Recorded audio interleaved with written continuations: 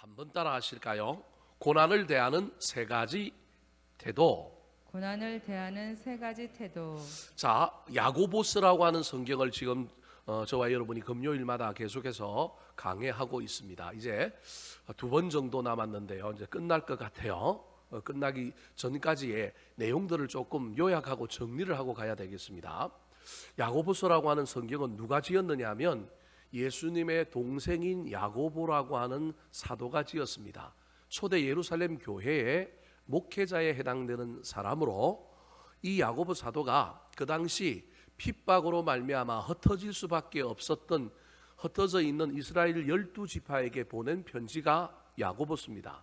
그러므로 야고보서의 주제는 고난입니다. 근데 단순히 고난에 대한 이야기만을 다루고 있는 것이 아니라 그 고난을 통하여 공동체가 믿음을 보이고 고난의 문제만 해결하는 게 아니라 성장하고 성숙하는 그러한 이야기를 이 성경 안에 담고 있습니다. 흩어져 있는 12지파, 즉 고난을 당하는 그 당시 초대교회 공동체와 성도들이 고난 때문에 당했던, 직면했던 두 가지 상황이 있습니다. 화면을 보고 한번 그 상황을 볼까요? 첫 번째로는 고난 속에서도 믿음을 보여주면서 하나 되는 일들이 그들 가운데 일어날 수 있는 상황이라고 한다면, 이렇게만 되면 너무 좋지요. 고난을 당해도 공동체가 똘똘 뭉치고 가족이 하나 되어서 이 고난을 이기는 가운데 하나됨으로 말미암아 한층 더 성장하고 성숙할 수만 있다면 얼마나 좋겠습니까? 그런데 이런 순기능이 나타나기도 하지만 때로는 역기능이 나타나기도 하는데, 그건 고난으로 인하여 내부의 문제가 발생하여 서로를 정죄하고 서로를 판단하고 서로를 원망하고 서로를 미워하면서 외부의 공격보다도 내부의 문제 때문에 망하는 그러한 일들이 일어나는 겁니다. 이 야고보 사도가 이 야고보서를 보내고 있는 이 편지 속에도, 이 편지를 받고 있는 믿음의 공동체, 초대교회 공동체 안에도 두 번째 나타나는 역기능의 문제가 나타나기 시작했던 것입니다. 자, 그렇다면 흩어진 12지파 공동체가 직면했던 역기능, 그 내부의 문제는 어떤 것이었을까요? 4장부터 3장 후반절부터 4장에 이 역기능에 대한 이야기를 전체적으로 하고 있습니다. 욕심 때문에 자원이 한정되고 저 갑바도기아, 저 비두니아, 그 터키 북부 지역에 도망가서 살다 보니까 자원이 부족해요. 물자가 부족하다 보니까 욕심 때문에 서로 싸우고 다투고 시기하고 살인하는 문제까지가 공동체 안에 일어나는 거예요. 어려움이 있으면 기도해야 되는데 기도하지 않고, 그 기도도 공동체를 이해하고 하나님의 뜻을 분별하는 기도보다는 소유의 관점, 내 문제 해결하는 관점, 그게 꼭 나쁘다고는 할 수 없지만 기도가 타락한 모습을 보이는 문제가 벌어졌고요. 신앙의 탈선까지 일어나서 가늠한 여인처럼 예수를 믿는다고 하지만 세상과 벗하고 하나님의 원수가 되어가는 상황들이 4장 4절까지 나오는 내용입니다. 더 넘어가서 그 정도의 문제보다는 좀 작은 문제지만 서로 대놓고 뭐예요? 비방하고 판단하고 정죄하는 현상이 공동체 가운데 막 넘치는 거예요. 더 넘어가서 선은 행하지 않고 하나님 없는 욕망의 삶을 살려고, 그 장사꾼에 대한 이야기, 지난주에 했던 이야기, 그런 이야기, 막 성공만 하면 되고 돈만 벌면 되는 이야기가 이 공동체 안에 가득했던 거예요. 그래서 하나님이 어디 있는지, 하나님의 뜻이 어디 있는지는 생각 안 하고 자기들의 열심, 자기들의 계획, 자기들의 힘과 능력만 가지고 살아가는 이야기, 믿음은 온데간데 없어지는 그 문제가 그들 앞에 펼쳐졌던 거예요. 오늘 본문인 5장 1절부터 6절까지는 이 역기능의 하나를 더 보태고 있는 것이 있는데 뭐냐 하면, 가진 자들이 하나님이 주신 그 은혜를, 그 복을 하나님이 주신 것에 알맞게 사용하고 있지 않는 문제를 이야기하고 있습니다. 그래서 5장 1절을 딱 시작하면서 가진 자들, 부자들을 향하여 너희들이 그 부 때문에 멸망할 거고 그 재물 때문에 하나님께 멸망을, 징계를 받아서 너희들이 통곡하며 울게 될 것이다, 그러면서 엄중한 심판을 이야기하는 거예요. 여러분, 이런 본문들, 이런 성경들을 저와 여러분이 대할 때마다 하나님은 부자를 싫어하는구나, 교회 다니면 부자 되면 안 되는구나. 여러분, 부자를 제가 높이고 찬양할 필요는 없지만 성경의 관점에 의하면 부는 결코 나쁜 것이 아닙니다. 하나님이 주신 것입니다. 특별히 구약의 전통에 의하면 오늘날 우리 한국의 생각과는 달리 유럽의 청교도와 유럽의 기독교 윤리에 의하면 열심히 일한 자가 복을 받아서 부자가 되는 겁니다. 하나님을 신실하게 믿는 자가 부자가 되는 거기 때문에 부자를 제약시하지는 않습니다. 제약시하는 부자는 그 부를 하나님이 주신 이유와 목적을 발견하지 못하고 그것을 하나님의 뜻대로 사용하지 못할 때 그것을 제약시합니다. 근데 우리나라는 앞에 있는 것도 인정 안 하고 그냥 뎁다 뭐부터 하느냐 하면 부자들은 나쁜 놈, 해쳐먹은 놈, 이상하게 뭘 먹은 놈이라고 자꾸 우리는 손가락질하는 겁니다. 그럼 부자를 나쁘게 볼 필요는 없습니다. 물질의 부자를 나쁘게 볼 거면 그럼 어떤 부자도 나쁜 사람으로 봐야 되느냐면 신앙의 부자, 영혼의 부자, 내면의 부자도 나쁜 사람으로 봐야 되죠. 거기에도 욕망이 있다니까요. 오늘 본문에 이 부자들을 향하여 경고하면서 그 경고의 이유 3가지를 들고 있는데 그 이유를 보면 이 부자들에 대하여 나쁘다고 이야기하는 것이 아니라 그 부자들이 가지고 있는 그 부를 가지고 잘못 사용했기 때문이라고 하는 것을 분명히 알려줍니다. 자, 그렇다면 오늘 본문에 이 공동체가 직면하고 있는 역기능의 하나를 더 보태어 부자들의 문제를 이야기하는데 이 부자들이 왜 문제라고 얘기할까요? 첫 번째 문제가 2절과 3절에 나옵니다. 재물을 하나님이 주셨는데 사용하지 않고 쌓아두었기 때문에 이 부자들이 문제고 통곡하게 될 거라는 겁니다. 자, 2절 3절 말씀 같이 한번 읽어볼까요? 시작. 너희 재물은 썩었고 너희 옷은 좀 먹었으며 너희 금과 은은 녹이 슬었으니 이 녹이 너희에게 증거가 되며 불같이 너희 살을 먹으리라. 너희가 말세에 재물을 쌓았도다. 한국말 조선말은 끝까지 들어봐야 됩니다. 결론이 어디에 나와 있어요? 제일 뒤에 나와 있잖아요. 3절 마지막에 너희가 말세에 재물을 뭐 했도다? 쌓았다. 뭐 저금하지 말라는 말이 아닙니다. 쌓았는데 이걸 얼마나 오랫동안 얼마나 가치 없게 쌓아놨든지 쌓은 것이 2절에는 어떻게 되었다고요? 썩었고 그 다음에 어떻게 됐다고요? 좀 먹었고 그 다음에 어떻게 했다고요? 녹이 슬었다. 미래를 위하여 유보하고 저축하는 게 나쁜 게 아닙니다. 근데 여러분 잘 생각해 봐야 됩니다. 그게 혹시 영적인 관점에서 하나님의 관점에서 영혼의 관점에서 보고 있을 때 썩고 있는 건 아닌가? 쌓아놨는데 좀이 먹고 있는 것이 아닌가? 녹이 썰고 있는 것이 아닌가? 살펴보시기 바랍니다. 그 판단은 하나님께서 양심을 통하여 성령을 통하여 말씀을 통하여 우리 각자가 할 수 있도록 다 만들어 주셨습니다. 그러므로 저와 여러분이 잘 판단하면 됩니다. 내가 혹시 재물을 쌓아두었는데 쌓아둔 게 나쁜 건 아닌데 그 쌓아둔 게 좀 먹고 녹슬고 썩어가고 있지는 않은가? 그러면 우리 하나님 그 부자를 향하여 경고하고 심판하시겠다고 얘기하고 있는 거예요.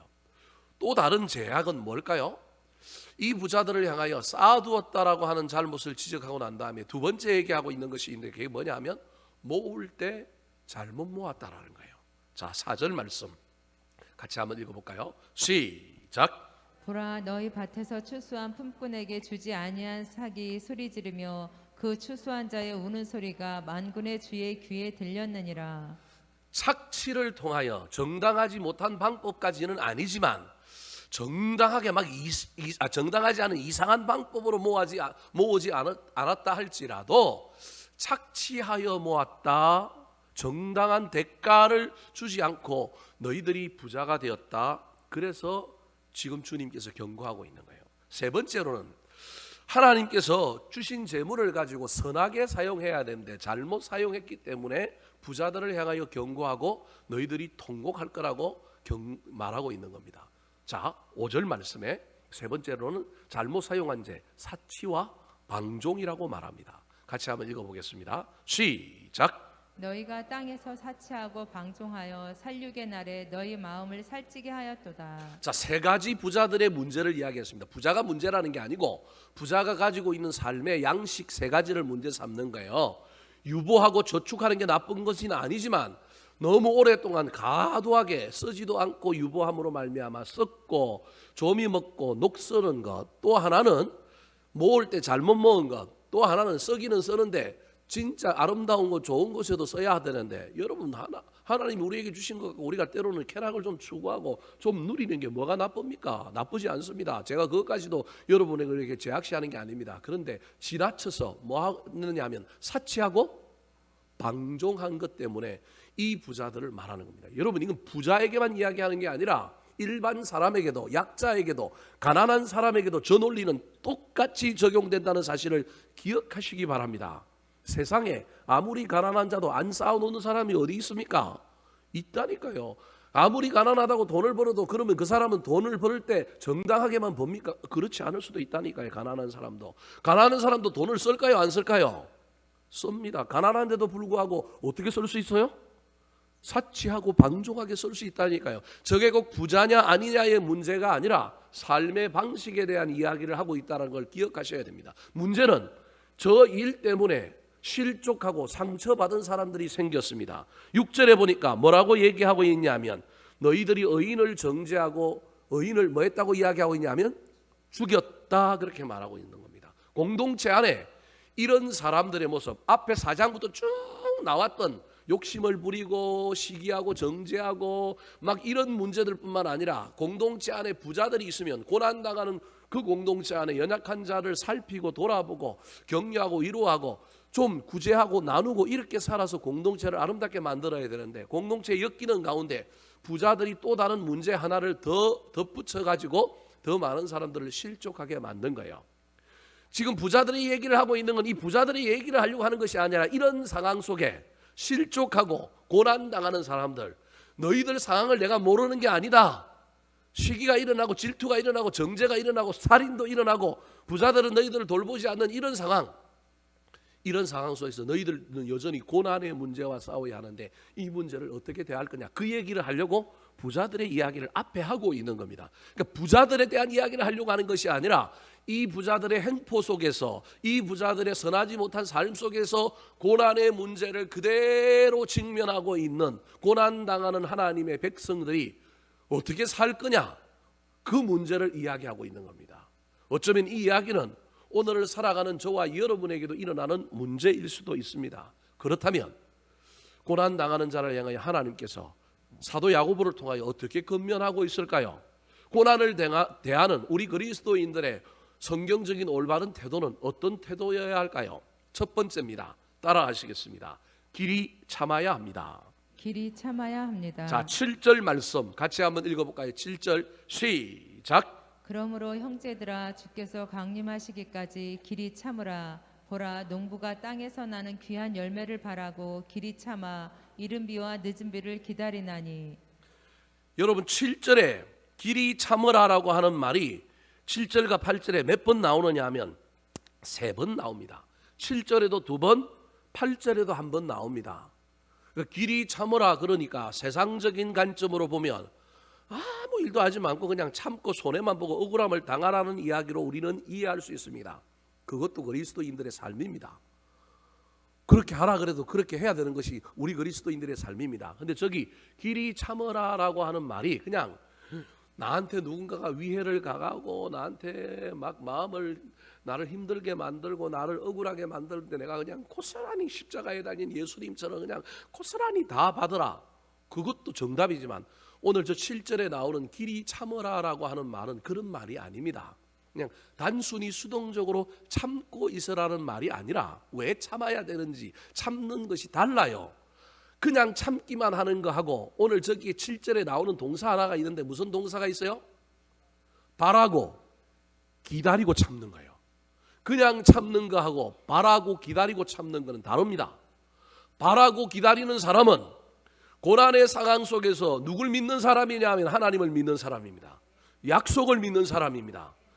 합력하여 선을 이루고 역전과 반전을 일으켜 주실 것을 소망하며 참는 겁니다. 그래서 참는 게 달라요. 그냥 참는 사람은 막 속이 부글부글 끓어요. 18, 19이 올라오고 뚜껑이 올라오고 이거 그냥 여차하면 그냥 한번 저고리 벗고 나가서 맞짱 뜨고 싶은 상황인 거예요. 그런데요, 저기 길이 참으라는 그냥 참는 것이 아니라 기다리고 있는 거예요. 농부가 땅에서 씨를 싣고 비가 안 와가지고 자라야 되는데 안 자라잖아요. 이번 봄에는 비가 참 많이 왔어요. 예년 같으면 지금 나라가 걱정해야 돼요. 왜냐하면 비가 안 와가지고 뭘 못해요. 예, 모짜리도 못하고 모내기도 못하거든요. 6월 6일 기점으로 거의 모내기가 이제 끝나면 모짜리 하려면 5월 초순 중순 되면 모짜리 다 해내야 되거든요. 그래서 모를 키워가지고 모를 이제 모짜리를 해야 되거든요. 뭔 얘기 하시는지 모르시는 분들은 어쩔 수 없어요. 저는 촌놈이 시골 출신이라서 제가 해봤기 때문에 다 아는 거예요. 6월 6일이 딱 기점이에요. 그래서 늦게 하는 데는 6월 말까지 하지만 대체로 6월 중순쯤 되면 뭐가 딱 끝나느냐 하면 모든 벼농사 끝나요. 제가 왜 아는지 알아요? 제가 우리 집 사람한테 반해갖고 우리 장인어른에 갖고 결혼해야 되겠으니까 빨리 합시다 그랬는데 안 된대요. 왜 안 된대요?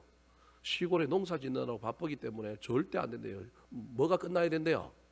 모 심기 끝나야 된대요. 그럼 언제 할까요? 그랬더니 모 심기 거의 끝나는 날이 6월 달이다. 그래서 제 결혼 기념일이 6월 14일이에요. 기억하세요, 여러분? 6월 14일에 해야 된다는 거예요. 6월 중순에 해야 된다는 거예요. 그래서 6월 중순에 날을 잡다 보니까 그 뜨거운 여름에 6월 14일을 했어요. 그것도 결혼식을 실내에서 하려고 준비를 하다가 막 따블이 되는 바람에 제가 동안교회 김동호 목사님 밑에서 우리 부부가 청년 생활을 했는데 그분에게 주례를 했는데 이 주례가 따분이 되고 장소도 따분이 돼갖고 갑자기 결혼식 장소를 옮겨야 되는데 결혼식 장소가 있나요? 없어요. 그래서 야외에서 했어요. 그 올림픽공원 몽촌 토석이 있는 올림픽공원 야외에서 했어요. 6월달에 그 땡볕에. 아이고 우리 결혼 참 재밌게 했어요.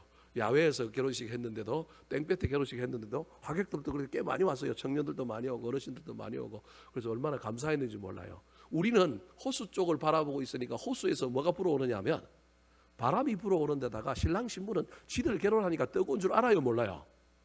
모르고 지들끼리는 좋아갖고 결혼을 했는데 훗날 끝나고 사람들한테 물어보니까 엄청 더웠대요. 뭐 그늘막이 있는 것도 아니고 없다라는 거예요.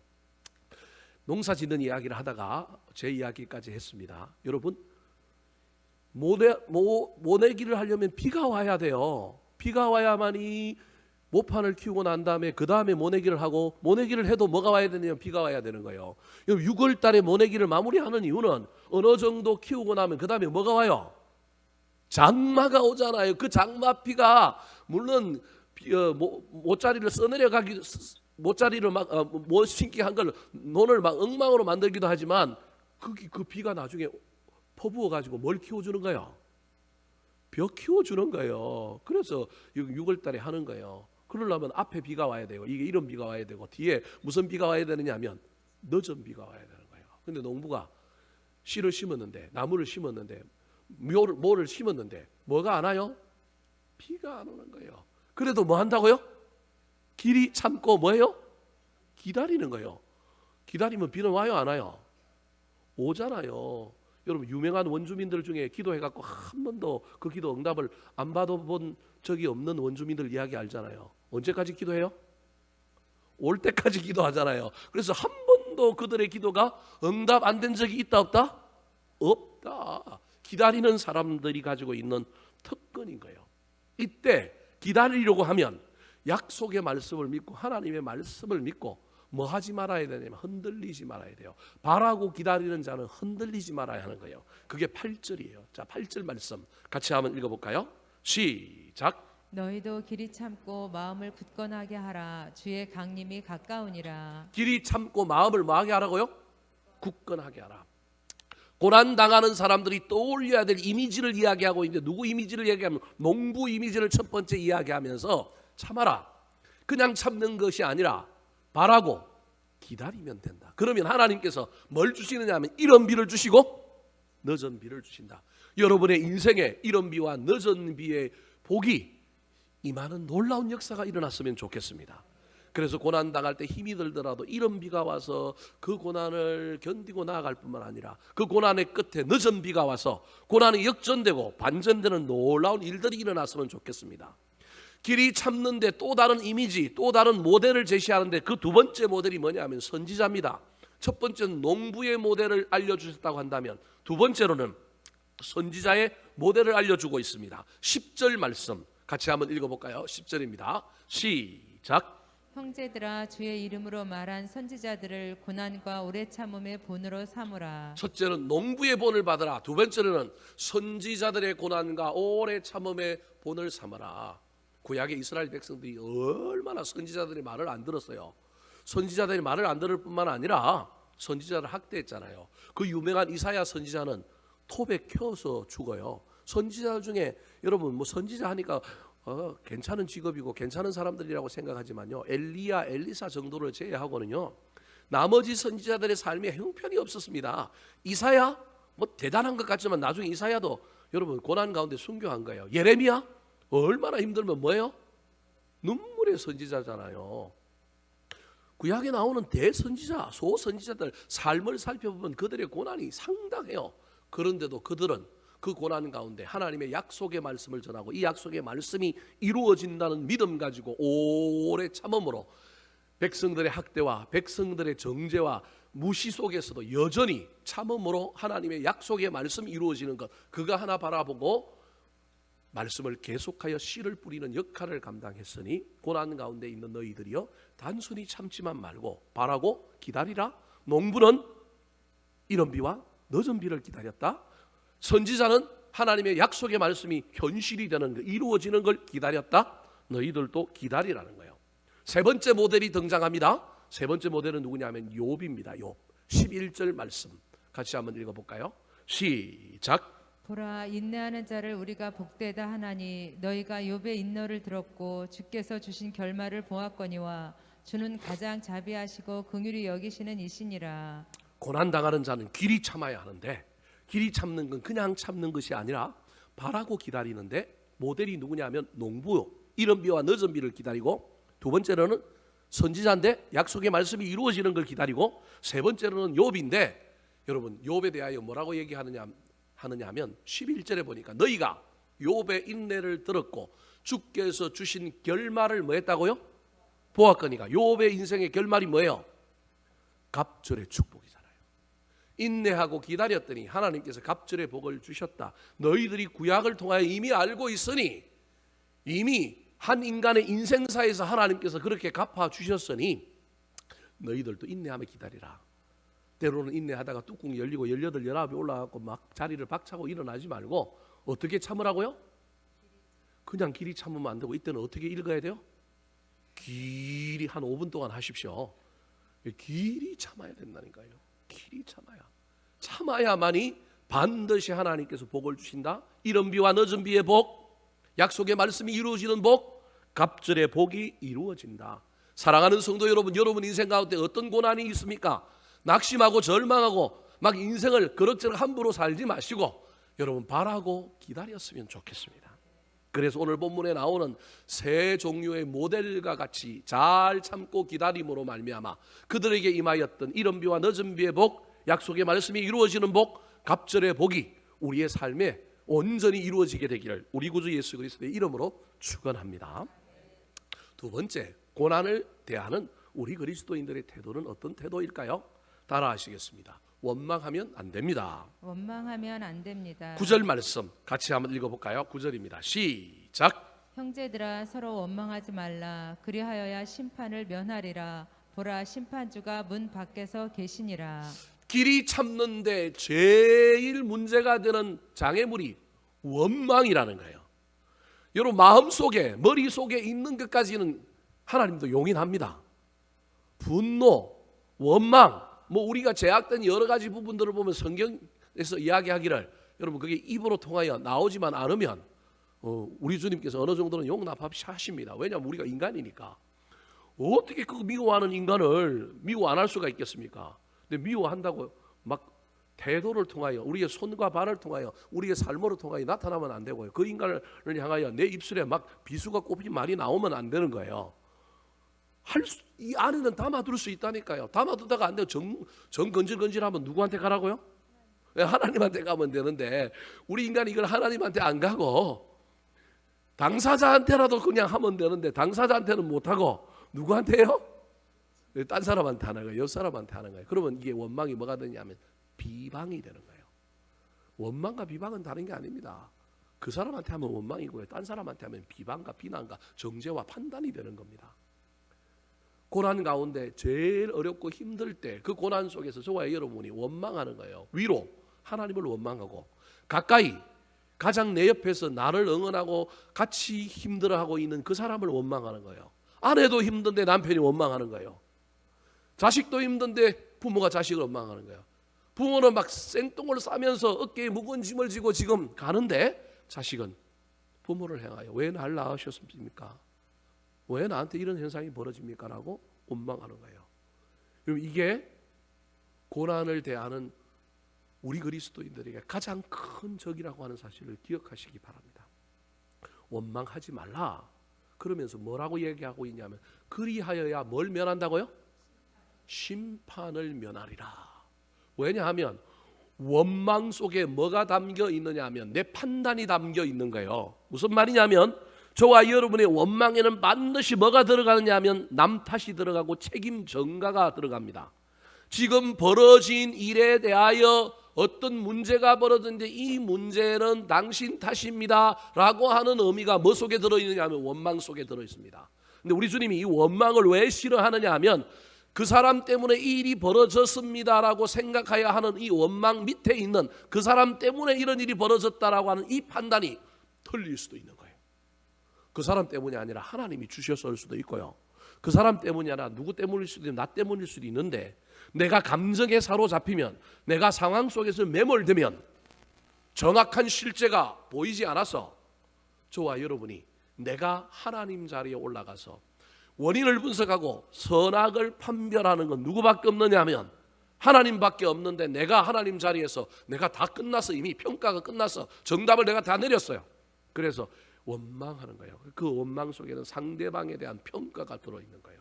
내가 하나님 자리에 올라가 있는 거예요. 그래서 보라, 심판주가 어디 서 계신다고요? 문 밖에 서 계시네요. 원망하는 것도 문제지만 그 원망 속에 담겨있는 메커니즘 속에 우리 하나님이 싫어하시는 것이 있는데 하나님 자리를 누가 차지하느냐 하면 내가 차지하는 우를 범하게 되는 것입니다. 그러므로 원망과 불평은 우리를 범죄하게 합니다. 원망과 불평은 우리를 앞으로 나아가지 못하게 하고 멈추고 어디로 가게 만드느냐 하면 뒤로 가게 만듭니다. 마음이 상하여 원망하고 불평하면 여자들은 집에 싱크대에 뭐가 쌓여요? 그릇이 쌓입니다. 우리 집을 예를 들면 남자인 저는 뭐 할까요? 잠만 됐다 잡니다. 저는 잠이 별로 없는 사람이고요. 하루에 제가 많이 자면 5시간 잘까요? 5시간, 6시간, 6시간 이상 자본 적은 거의 없는 것 같아요. 왜 이렇게 잠이 저는 적은지 모르겠어요.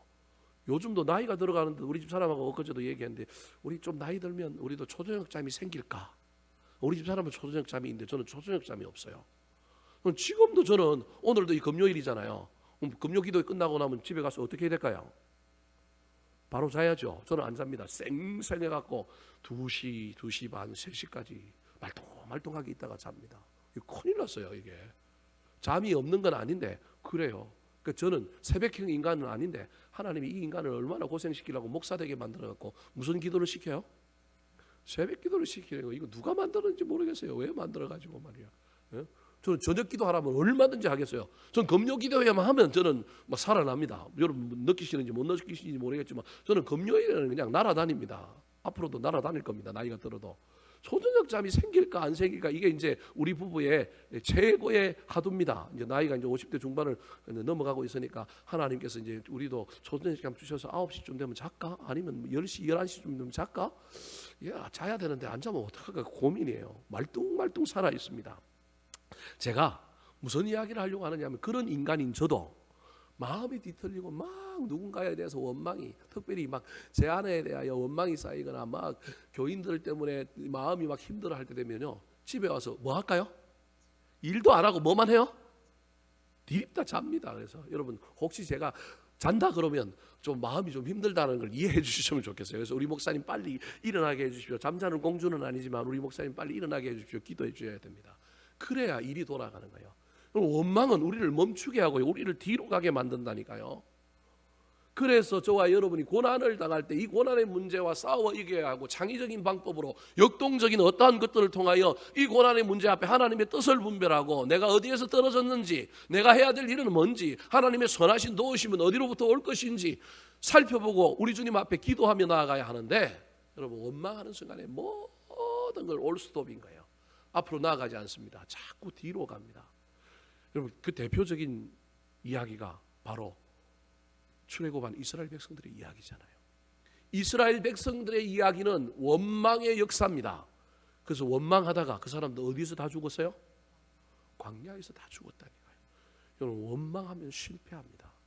12명의 정탐꾼이 여러분 정탐을 하고 왔는데 그 12명의 정탐꾼에 대한 성경의 기록을 가지고 수많은 화가들이 그 그림을 그려놓은 거 보면 모든 그림의 공통적인 것은 뭐냐 하면 두 사람이 막대기를 가지고 크다란 포도송이를 메고 와요. 그리고 따라오는 사람들 손에는 석류, 무화과, 오늘날 치면 막 바나나, 큰 바나나 크기에 해당되는 석류, 무화과 이런 걸 막 들고 와요. 그러니까 결론은 자기들이 보고 온 땅이 비옥하고 적과 꿀이 흐르는 땅이라는 걸 아는 거예요. 근데 똑같이 봤는데도 그걸 해석하는 건 다 다르잖아요. 근데 해석을 잘못 받아들이면, 해석을 잘못하게 되면 나중에 원망하고 불평하는 거예요.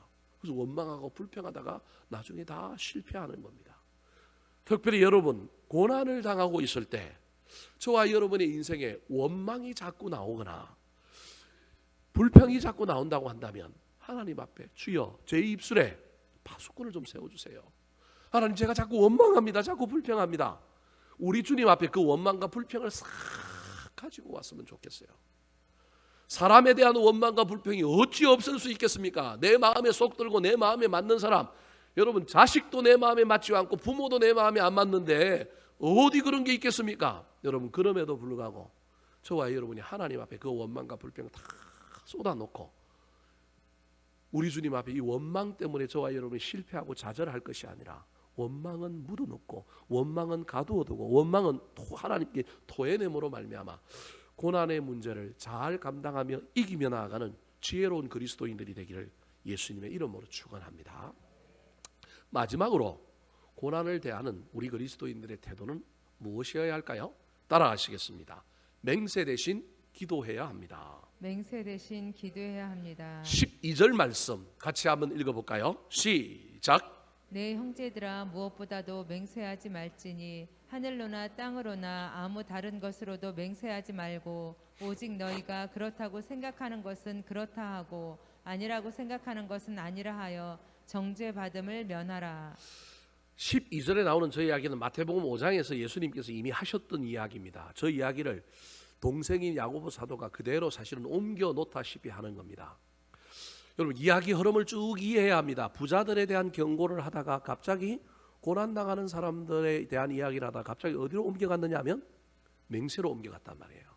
그럼 이게 지금 무슨 얘기인지를 흐름을 짚어야 되는데 저 맹세라는 것이 여러분 자기 가시욕의 헛된 맹세, 지킬 수 없는 약속에 대한 맹세 이런 의미가 저 안에 들어있는 거예요. 앞부분하고 좀 이야기를 해볼까요? 부자들이 돈을 많이 가지고 있는데 내가 그 부자한테 돈을 빌렸다 칩시다. 그럼 부자가 좀 나를 유예해주고 좀 기다려주고 이자도 좀 탕감해주면 좋겠는데 부자가 도리어 나 고난당하고 나 힘들어 죽겠는데 나한테 와갖고 왜 안 갚냐고 막 윽박을 지르고 나한테 막 심한 말을 해요. 내가 성질이 나갖고 뭐라고 얘기했다고요? 갚을게. 내가 내일까지 갚는데 못 갚으면 내가 손에 장을 지진다. 내 손에 불을 켜고 하늘로 올라갈게. 옛날 어르신들 왜 그런 얘기를 했는지 모르겠어요. 저희 할머니는 맨날 뭐 하면 약속을 꼭 지킨다 그러면 내가 못 지키면 손에 뭘 켜고 하늘로 올라간다고요? 손에 불을 켜고 하늘로 올라가요. 어째 손에 불을 켜고 하늘로 올라가요? 그런 일은 일어날 수도 없는데 뭐 그런 식으로 얘기하더라고요. 그럼 저게 그런 거예요. 신앙적으로 생활적으로 형제들아 무엇보다도 뭐 하지 말라고요? 맹세하지 말라는 게 다르게 얘기하면 약속 서원, 지키지 못할 서원, 지키지 못할 약속, 허언, 내가 할 수 없는 일은 여러분 저 이야기 나오잖아요. 할 수 없는 일은 할 수 없다, 할 수 있는 일은 할 수 있다, 되는 일은 된다, 안 되는 일은 안 된다라고 얘기하라는 거예요. 맹세하지 말고 못한다 그러고 안 된다 그러고 미안하다 그러고 그 다음에 하나님 앞에 나와서 뭐 하라고요? 기도하라는 그게 13절이라는 거예요. 13절 말씀 같이 한번 읽어볼까요? 13절 자 시작. 너희 중에 고난당하는 자가 있느냐 그는 기도할 것이요 즐거워하는 자가 있느냐 그는 찬송할지니라. 사람에게 맹세하고 사람에게 막 약속하고 사람에게 헛된 말 하지 말고 사람 앞에서는 예 아니요 된다 안 된다 맞다 틀리다 정확하게 이야기하고 부끄러움을 좀 당하고 그것 때문에 더 억울한 일을 당하고 그것 때문에 좀 더 내가 낮아지는 한이 있더라도 그 문제를 본질적으로 해결할 수 없는 문제라고 한다면 맹세하지 말고, 특별히 헛된 맹세하지 말고 그걸 가지고 누구에게 나오라고요? 하나님께 나오라는 거예요. 여러분, 그래서 5장의 가장 중심은 이제부터 전부 기도하는 이야기예요. 야고보서의 5장에 고난당하는 사람의 결론은 뭐라고요? 원망하지 말고 뭐 하라고요? 기도하라는 거예요. 부자들이 막 지혜롭게 선한 부자로 살지 않고 이상한 부자로 살 때, 그것 때문에 너희들이 힘들 때 막 이 배가 막 아프고 막 성질이 나서 그들하고 대화하고 그들하고 싸우고 그러지 말고 뭐 하라고요? 기도하라는 거예요. 결론은 기도로 가고 있다는 걸 이해하셔야 됩니다. 5장을 읽으면서 원망 대신 기도해라. 헛된 약속, 헛된 맹세 대신에 하나님께 기도해라. 네가 못 지키는 건, 네가 할 수 없는 건, 지금 네 상황 속에 안 되는 일은 누구에게 나아가서 기도해야 된다고요? 하나님께 나아가서 기도해야 돼요. 하나님, 내가 저 사람한테 실수했습니다. 못 지킬 약속을 했습니다. 내가 뭘 했는데 그걸 지켜주지 못했습니다. 못한다 그랬더니 저 사람이 정말로 나한테 내 자존심을 상하게 만들고 내 인격을 힘들게 만들고 나를 어렵게 합니다. 우리 주님 앞에 나와서 도와달라고 기도해야 되지 않겠습니까? 사랑하는 성도 여러분, 고난의 최고의 약효는 기도라고 하는 사실을 기억하시기 바랍니다. 오늘날 한국 교회, 오늘날 한국 그리스도인들의 가장 큰 문제는 기도가 약해졌다는 겁니다. 기독교는 기도교인데 기도가 사라졌습니다. 여러분, 금요기도에 없는 교회가 얼마나 많습니까? 옛날에 우리 선배들은, 목사인 관점에서 볼 때 목사들 중에서도 선배 목사들은 옛날에 금식 기도를 얼마나 많이 했는지 모릅니다. 저는 평생 2번 하고 딱 맞췄습니다. 한 10년, 15년 사이에 막 장기간 최소한 3일 이상을 정해놓고 금식해 본 적이 없는 것 같아요. 제가 이 말씀을 준비하면서 얼마나 하나님 앞에 회개했는지 몰라요. 예전에는 산에 가서도 얼마나 기도했어요. 옛날에 기도원들이 그렇게 잘 됐던 이유는 기도원에 가서 말씀 듣고 기도하려고 기도원에 갔잖아요. 그런데 기도원이 안 되잖아요. 지금 기도원 될까요, 안 될까요? 기도원 안 돼가고 기도원 매물로 나온 데가 얼마나 많은지 아십니까? 올해는 저한테 아직도 찾아온 사람이 없는데 작년에만 저한테 기도원 사달라고 3사람이 왔어요. 제가 무슨 돈이 있다고 기도원 사달래요.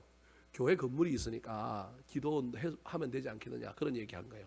기도원 안 됩니다. 기도원 집회도 안 될 뿐만 아니라 안 되기 때문에 지금 기도원 집회들이 건강한 집회로 흘러가는 것이 아니라 이상한 신유와 어떠한 비이성적인 그러한 관점으로 기도원이 가니까 더구나 문제인 거예요. 사랑하는 성도 여러분, 신앙의 회복은, 저와 여러분의 신앙의 능력은 기도로부터 옵니다. 길게 해야 된다, 제가 그 얘기하는 게 아닙니다. 짧게 하더라도 저와 여러분은 기도의 사람이어야 합니다. 누군가가 전화로 나 힘들다, 나 어렵다 그러면 그 자리에서 기도하면 됩니다. 전화 속으로 기도하기 힘들면 끊고라도 기도하면 됩니다. 부모님들한테 전화 왔는데 건강이 힘들다, 아프다는 소식을 들었다 그러면요, 그 자리에서 그냥 기도하세요. 여러분, 이 일상의 기도가 얼마나 큰 능력인지 아십니까? 근데 우리는요, 그 모아서 하려고 자꾸 안 한다니까요. 근데 모아놓고 하려고 했다가 나중에 할까요, 안 할까요? 안 할 가능성이 훨씬 더 많은 거예요. 절대적인 기도의 양도 부족하고요, 기도에 대한 절실함, 기도의 능력에 대한 신뢰 다 사라져버린 것이 오늘날 한국 교회잖아요. 특별히 우리 자녀들을 위하여 부모가 얼마나 잘 되기를 바라는데 부모들 중에 심지어는 자녀들을 위하여 기도하지 않는다는 사실을 여러분 알고 있습니까? 부모 학교를 해보면 부모들을 모아놓고 자녀들에 대한 어떠한 상담, 자녀들에 대한, 자녀 양육에 대한 교육 세미나를 해보면 여러분 막 스킬을 배우려고 그러고요, 뭘 배우려고 그러는데 제일 문제는 뭐가 없어요? 기도가 없다니까요. 기도가 없다니까요. 다 큰 애들 앉혀놓고 머리에 손 얹고 손잡고 기도하면 요즘은 힘들겠지만 옛날 어릴 때는 전부 부모가 여러분 자녀들 손잡고 기도하고 머리 얹고 손 얹고 기도하고 기도해 줬잖아요. 나이 드니까 그게 안 되기는 하지만 그럼에도 불구하고 꼭 손잡고만 기도해야 돼요? 꼭 머리에 손을 얹고 기도해야 돼요? 하루에 한 번 집에서 자녀들을 위하여 기도하고만 나와보세요. 스킬을 배우려고 하지 말고 우리는 기도의 공력을 쌓아가야 하는데 기도가 사라져버린 거예요. 교회도 마찬가지입니다. 목사가 교회가 안 되면 뭐 해야 될까요? 기도해야 되는데 우리 목회자들부터 기도가 사라져가고 있는 겁니다. 사랑하는 성도 여러분, 고난 당하고 있다면 특별히 기도를 회복합시다. 인생에 문제가 있다면 기도밖에 답이 없습니다. 우리 힘과 능력으로 안 되는 일은 오직 우리 주님께 부탁하여 주의 도우심과 우리 주님의 능력을 입어야 하지 않겠습니까? 오늘 이 밤에도 여러분 우리가 가지고 있는 기도 제목들을 가지고 기도하며 나아갈 때 하나님 들어주십시오. 하나님 역사하여 주십시오. 그 기도가 응답되는 놀라운 일들이 일어나게 되기를 우리 구주 예수 그리스도의 이름으로 축원합니다. 한번 따라 하실까요? 고난을 대하는 세 가지 방법. 고난을 대하는 세 가지 방법. 길이 참아야 합니다. 길이 참아야 합니다. 원망하면 안 됩니다. 원망하면 안 됩니다. 맹세 대신 기도해야 합니다. 맹세 대신 기도해야 합니다.